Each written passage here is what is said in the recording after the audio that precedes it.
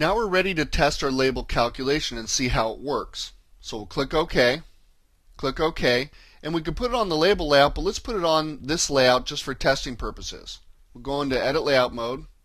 I'll get my field control and draw this field pretty big so we can see all the data in it. There we go. That should be big enough right there. And we'll go down to Label, click OK. And let's try to make it as big as possible in case we have some long stuff here. And we'll go into Browse mode and see how it's working here. So we already see right away some problems. We see that we have an extra return here for the company because this person has no company. We have an extra return for address 2 because they have no address 2. So we really need to fix that. We need to say, oh, if there's no company or no address 2, then don't put that return in there because what it's doing right now is saying company with a return, but company is blank, so all you get is a return. That's no good. But let's test out our switching between shipping and billing. Right now, the shipping and billing are exactly the same. Let's make some changes here. I'm going to call this West Road, and we'll see what's happening here. And you can see right now, because we have a shipping address, it's not using the billing information, it's using the shipping information. But what if we remove this? Let's go ahead and delete that.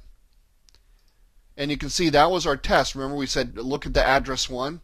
And so now it's getting this information. So that's working. The switch between billing and shipping is working great. We just need to do a little bit more work to make it even better so we don't get these blank lines in here. So we'll go into Manage Database, and we'll go find our label layout, our label calculation that is. And what we have to do is put a case statement within a case statement. So right down here, we're going to say case, open paren, is empty. Double click on company again, right? If that's empty, then result in company and the return. Otherwise, don't. And actually what we want is the opposite of that. We're going to put not in front of this. Not will tell the is empty to be, is this field full? Does it have anything in it? In fact, not can be put in front of any function to have it return the opposite. So we're saying if there's something in company, result in company and return. Otherwise, the default is blank and will result in nothing. So that's perfect right there, exactly what we want. I'm going to copy this using the keyboard command. And I'm going to come down here to my address 2, highlight all this, paste, change that to address 2, this to address 2. You're less likely to make a mistake on the field than you would be on the rest of the formula, so that's why I'm doing it this way. I think it's going to be much easier. It's up to you. We'll go ahead and down here to company shipping. We'll paste over it, and then add an underscore S and an underscore S. And then we'll come down here, paste over this, and we'll use address 2 on this. Address 2 shipping, don't make that mistake. I often do choose the wrong field because you're going so quickly sometimes. And then you always double check it. SS, and then this is no S and no S. So that looks pretty good, and let's see how it works. We'll test it out and see if we get the results we want.